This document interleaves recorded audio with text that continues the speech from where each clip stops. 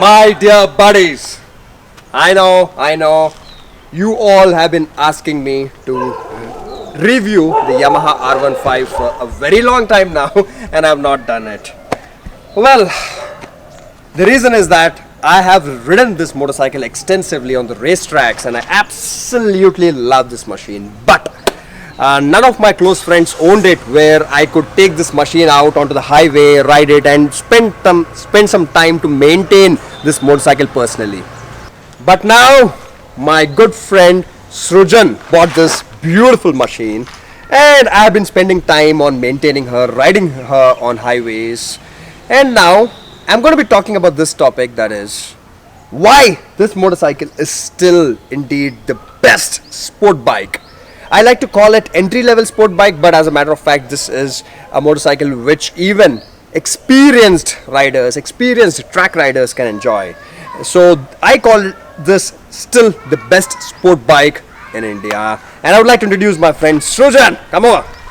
Congratulations, man. Huh? Beautiful machine. I know you're feeling happy, but it will not be for long because I'm not going to give this motorcycle back to you. Enjoy. Yeah. Number one point that I look for in any motorcycle which is performance oriented, okay, which you can ride on the racetrack, take it out on a ride on twisties, that is mountains, or ride this motorcycle on a highway. And the most important thing is handling. How does the motorcycle handle? How fast does it change directions? How good is the motorcycle to put it into corner? How good is a motorcycle when it comes to braking? These are very, very important points, and this motorcycle excels in everything. You can put this motorcycle into corners like wow, like a ninja playing with some fighting equipment. Even seasoned racers, national champions like our good friend Sandeep, they vouched for this motorcycle. In his interview with me, he told me that if anyone who wants to get into racing should think about buying the Yamaha R15, not the Duke 200 or not the RC 200 or not any other machine. They are good, but this is just another league when it comes to handling and braking. Really nice. And in case you can get upgrade of the brake pads, if you can get EBC double edge brake pads or any sintered double edge brake pads, the braking is going to become way better. The handling of this motorcycle is so good that if you give this motorcycle to someone who's really good on the racetrack, who's been trained to ride on the racetrack, and if you give someone who's new to riding on the racetrack, if you give that person an RC 390 or even a Daytona 675, trust me, someone who knows how to ride on a racetrack, and if that person is riding the R15, they will smoke most of the other machines, because that is how nimble this motorcycle is and how good and efficient this motorcycle is to put her into corners. Okay, and if you replace the tires and put really nice soft compound sticky tires, then God, she would be a real mean racing machine. Now, even if the handling is good, the most important thing is how reliable is the engine. You don't want the engine to break down when you're riding the machine hard. And sport bikes, race bikes will be ridden really hard. This motorcycle can be ridden completely on the red line for almost all the time. You could be on the highway, you could be on the racetrack, ride her full throttle, full RPM, and trust me, the engine would still hold it, because that is how reliable this Yamaha engine is. We don't have to say much about Yamaha engines. We all know how reliable they are, how rock solid they are. This engine also has variable valve timing. What that means is that under a certain RPM, the valves don't open up so much. Okay, I mean, I can explain this in much detail, but for now, so that under certain RPM, it focuses on fuel efficiency. But the moment the RPM goes higher, the valves open up further and the exhaust gases flow out faster, the intake is much better, and you get way way more power. That is called VVA or VVT. It's called different names by different manufacturers, but that is what it is, variable valve stuff. So this engine even has that. I think this machine was launched way back in 2009 or something like that. I mean, long time ago. Not long time, but kind of 10 years ago. And even the version 1 of the Yamaha R15 was just unbelievably good looking. And when this machine was launched 10 years ago, I almost thought I should buy one. And I wanted to give this to my cousin. And right from version 1, version 2, version 3, beautiful machine. In case you don't have enough money to buy the version 3, I would suggest that buy the version 2 for a really good resale value and enjoy it. Really good looking machines. And trust me, I can say that not just me, anyone who understands beauty, understands how motorcycles look good, looks of motorcycle, they would say that this motorcycle actually looks the best in any category. Okay, up till 600cc. The only motorcycle which looks better than this is probably the Daytona 675 for me. Okay, check this out. Check out the front. Okay, it has got this kind of a ram air intake. Of course, it doesn't have ram air induction. I'll speak about ram air in detail later on, but it's got this beautiful look here. The headlights are nice, mean, sleek. Okay, the panels, Nathan, the panels are beautifully shaped, and here so that the engine heat can come out. And here these are the shark gills kind of design. Beautiful, absolutely beautiful. And the display console, all digital. And if you see here, my friend has written his name. I'll show it to you again. You can actually customize and write your name here. It says Srujan. Pretty cool feature there. And now let me talk about the most important thing when it comes to high speeds, that is aerodynamics. And this motorcycle actually looks like a superbike, and not just looks, but the whole design of the fairing and the aerodynamics is amazing, unbelievable. You can go flat out at any speeds on both international circuit.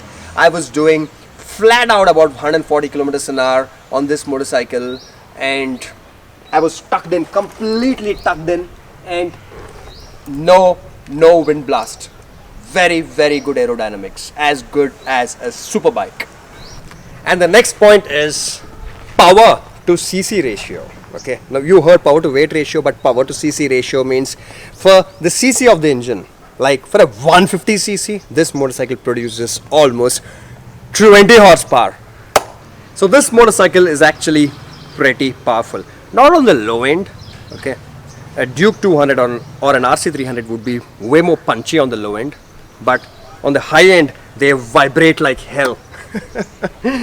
And it almost feels like you are kind of stressing the engine. But this motorcycle, as I said, low end is not so punchy, but the top end is just unbelievable. You can keep her on the red line all the time. So good amount of power for a 150cc. And this beautiful machine has Yamaha approved performance parts, that is the exhaust and the ECU.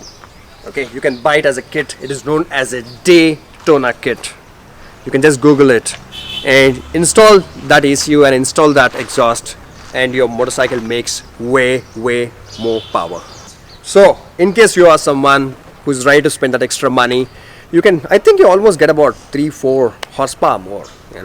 You can enjoy it on the highways, but get a leather suit in case you're riding at those speeds. And in case you want to go into competitive racing or enjoy track days, yes, you can get a Daytona kit. The most important thing now is when you own a motorcycle, it is about maintenance. Okay, how expensive are the spare parts? If the spare parts are very expensive, unavailable, long waiting periods, less service centers, then I don't like buying those kind of motorcycles. Okay, especially when young people are actually buying these kind of motorcycles, someone who's from 18 to 20 to 23, I don't want them to spend too much money on maintenance, spare parts. So this motorcycle, the spare parts are very reasonably priced. Yamaha spare parts are not expensive. Kawasaki spare parts are ridiculously expensive. you know, and the spare parts are not available sometimes. You have to wait and all that. I love Kawasaki, but Kawasaki India, you got to fix this, you know. So I mean, like the spare parts of a Ninja 300 would cost almost as the spare parts of 600cc Super Sport. So there is no end to what kind of modifications, performance improvements that you can do on this motorcycle. Okay, you can put amazing soft compound tires, you can take off unnecessary parts like all of this. You can put Daytona kit, you can soup it up, you can put lightweight race fairing. You can even put my name sticker on it if you like it, just joking. So that's it, buddies. I'm sure you have more points which are positive points about this motorcycle. Not so good points, let me find out what they are. There'll be very few, and I will also do some you know, highway rides on this motorcycle, and we'll probably do a drag race from 0 to 60 with my beautiful RX 150. It's actually not 100. People who've been watching, it has you know, big piston inside, so it's close to 150cc, very fast initially. We'll do a drag race on this in safe environment within legal limits. And if you like this video, do give it a thumbs up. Buddies, I have been doing some research of late because I have received many emails and messages regarding queries about going to Ladakh, because it's such a beautiful place and it's one of the biggest dreams every motorcycle rider has, that is he or she wants to ride to Ladakh. So I mean, I went there in 2017. I wish I could you know, go again. I hope so. I'll try and do it sometime soon.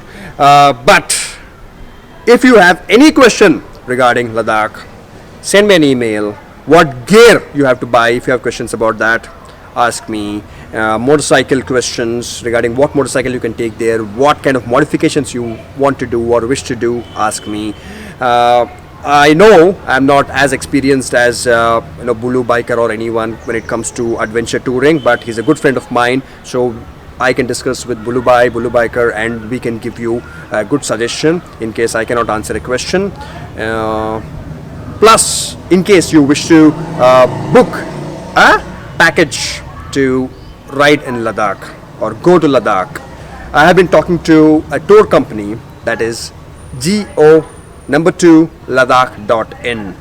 You know, check it out here, and also in the description of this video. I have been speaking to the owners of the company. They look to be good people. They understand motorcycling. They understand customer service, responsible people. So you can certainly go to this website and check out the services that they are offering. And in case you need any support with regards to booking a package on their website, shoot an email to me and I'll try to help you out. If you're not subscribed to this channel, you'll miss out on nice videos like this, so do think about it. I'm there on Instagram, Facebook, and that is it, buddies. Thank you. Ride safe, ride hard.